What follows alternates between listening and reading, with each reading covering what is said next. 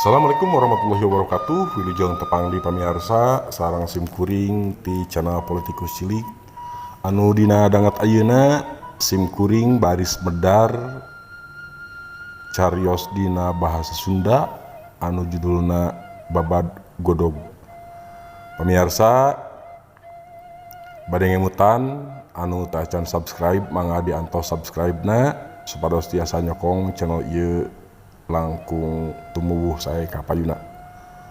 Panuhun kanu parantos subscribe oge tong hilap ditekan like, share, komen sareng dihurungkeun tanda loncengna. Supados teu nyangkolong kana waktos mangga urang ngawitan carios dina bahasa Sunda anu judulna Babad Godog. Kacaritakeun zaman baheula di tanah Sunda ngadeg kerajaan Pajajaran. Nu ngaprabon di eta kerajaan teh jurukna Prabu Siliwangi kagungan putra pameget satria pinlih tanding jujulukna Gagak Lumayung. Gagak Lumayung dijenengkeun wakil kuramana di eta kerajaan jujulukna Prabu Kian Santang. Hiji waktu Gagak Lumayung atawa Prabu Kian Santang aji ngungun bae sabab boga kasusah pedah geus lila henteu mendak pikeun pitandingan jurit sarta boga kapanasaran hayang nyaho dirupa getih sorangan. Sanggeus uninga kahoyong putrana kitu Prabu Siliwangi ngelun dukun-dukun nu aya di nagri. Sadayana dukun nu diondang taya nu sangemeun dianti hiji aki-aki nu nyiliburi nu teu kanyahoan ti manajolna. Eta aki-aki langsung ngaleungit ilang tanpa karana saparantos nyebatkeun pilawaneun tanding Prabu Kian Santang. Nyaeta taya sanes ayana di negeri Mekah. Kocapkeun carita sanggeus Prabu Kian Santang unjukan karamana anjeunna langsung niang ka negeri Mekah.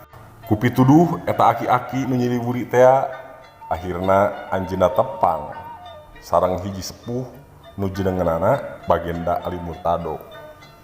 Eta sepuh teh ngaraos kaget waktos mireungeuh cariosan Kian Santang nu sakitu pertentangna milarian anjeunna anu dibarung ku rasa gandang. Pedah ngarasa gagah tur masur di Pulau Jawa. Ngadangu kasauran Kian Santang kitu teh Bagenda Ali Murtado kalah kanyebat alhamdulillah. Tapi teu ngangken yen saleresna anjeunna pisan nu dipilarian teh. Bagenda Ali Murtado nyanggeman ngajajab Kian Santang ngadep kanu dipilarianana.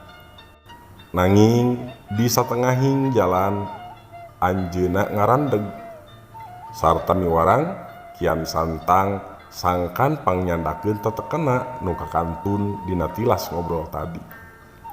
Sok sanajan manahna kesel Kian Santang teh tapi ku alatan hoyong tepang sareng anu jenenganana Ali Murtado akhirna anjeunna kersa oge teu talangke eta teteken teh dicabut ku anjeunna. Nanging batan kaangkat kalah salira anjeunna nu mebes kana taneuh salaputurna.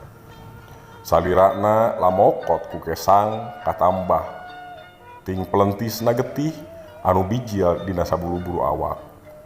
Bagenda Ali hookeun campur jeung karunya ongkoh cenah ngakuna mah sakti tapi salirana nepi ka kitu. Bagenda Ali seug maos bismillah sahadat sareng salawat Nabi.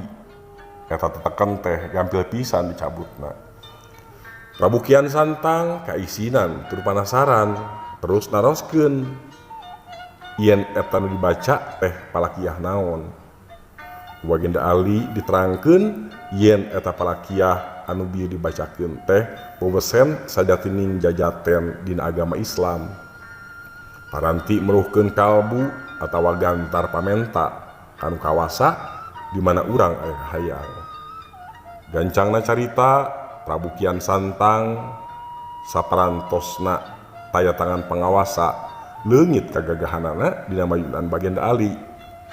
Akhirna dina manahna rek micieun agama Hindu, sejak anut agama suci nyaeta agama Islam. Saparantosna lebat agama Islam, anjeunna gentos jenengan janten dua nyaeta Sunan Rohmat sareng Sunan Bidayah. Sunan Rohmat diutus pikeun ngislamkeun Pulo Jawa.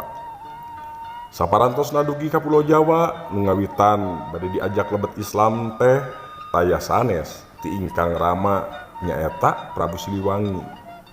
Nanging tinimbang anut agama Islam kajeun ninggalkeun eta nagara. Bari nyandak iteuk Silagondi teras diguratkeun kana taneuh harita keneh karaton salin rupa janten leuweung. Para bupati jeung mantrina dicipta jadi maung diratuan ku Ratu Batulayang Aji. Terus arindit muru kasancang nu pangheulana diislamkeun nyaeta para rahayat Pakuan nu araya di kampung, para menak nama diiwat sabab lingas sarieun pedah geus meunang wanti ti Siliwangi. Salajengna nyaeta rayina nu aya di Batulayang nu jenenganana Santang Pertela. Anjeunna lebet Islam.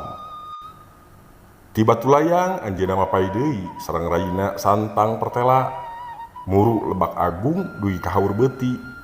Lajeng pendak jeung hiji ajar tilas guruna kapungkur anu jenenganana Syekh Malela anu tos anut Islam.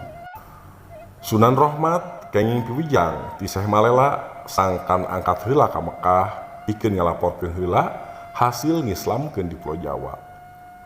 Samulihna ti Mekah di daerah Leles anjeunna pendak sareng hiji jalma nunggal eta jalma teras disunatan. Tapi kulantaran teu acan uningaeun kumaha tata carana nyuratan, praktekna teh kirang nyugumakeun. Eta jalmi nu disunatan teh dugi ka hanteuna. Dina ngajalankeun praktek nyunatan saterasna mah hasil kalawan nyugumakeun. Disempur anjeunna pendak sareng rayina nu sanes nu jenengna Janten Narpati. Sarta dipasihan jenengan Bagus Daka. Saterasna Bagus Daka ngiring ka Sunan Rohmat.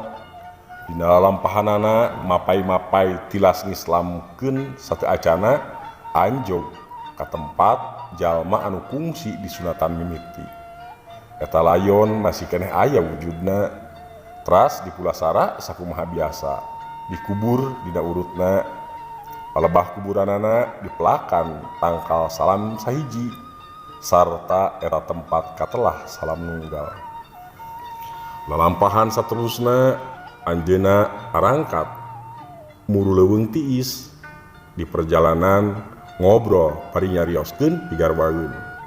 Ku Bagus Daka dituduhkeun ka dulur anjeunna nyaeta Nyimas Pugerwangi anu tos bahatulalis. Lalampahanana geus nepi kanu dituju nyaeta ka Cigunung Tiis.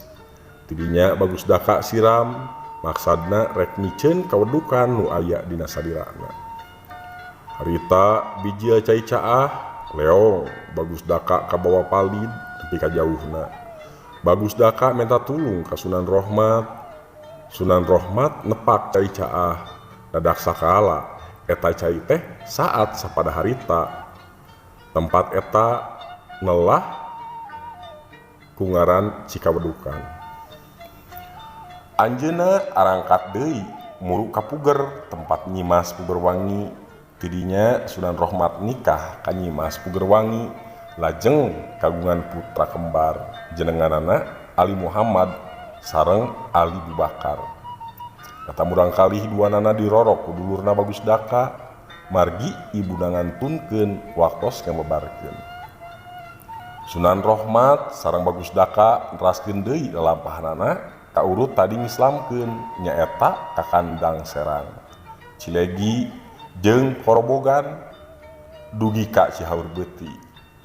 Di Cihaur Beuti Sunan Rohmat ngantunkeun Bagus Daka sabab rek ngajugjug ka Mekah sejak nguningakeun hasil ngislamkeun bari ngalongok putrana Bagus Daka nyaeta Tanjung Laya jeung Layang Kemuning anu keur tolab elmu di Mekah.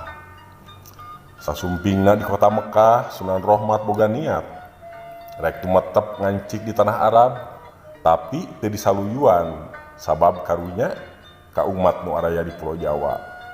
Tungtungna anjeunna dipaparin taneuh Mekah sakeupeuh, buli-buli, cai jam-jam, sareng peti nu dieusian ku batu. Ti Ratu Jin anjeunna disayagikeun keur tutungganganana nyaeta kuda semprani. Sanggeus kitu dieceskeun yen lamun eta batu nu aya di jero peti geus gojleg sarta kudana geus ngaleungit, eta teh mangrupa ciciren yen Sunan Rohmat kedah liren sarta nyicingan eta tempat. Gancangna carita Sunan Rohmat mulih ti Mekahna ngajugjug ka tanah Jawa bari nyangking amanah. Sunan Rohmat liren di hiji tempat margi batu nu aya di jero peti tos gojleg sarta kuda nu dianggo tutungganganna tos ngaleungit. Kusabab kitu sakumaha amanah Sunan Rohmat tumetep ngancik di eta tempat anu neulah Kampung Godog pernahna deukeut Suci Kabupaten Garut. Sanggeus kurang leuwih sataun lilana seueur jalmi nu ngarencangan ka anjeunna di antarana Sembah Dalem Kandang Sakti, Sembah Dalem Pager Jaya jeung Sembah Dora. Malah loba jalma nu ngarungsi ka tempat eta. Pamungkas carita Sunan Rohmat atawa Prabu Kian Santang Aji pada ngadareugdeug di mana-mana. Pamirsa, carios ieu diropea tina transkrip Iden Suparno MPD. Mung sakitu anu kapihatur, kirang langkungna simkuring nyuhunkeun dihapunten, canak nu saena pikeun nu awona billahi taufik wa hidayah. Wassalamualaikum warahmatullahi wabarakatuh.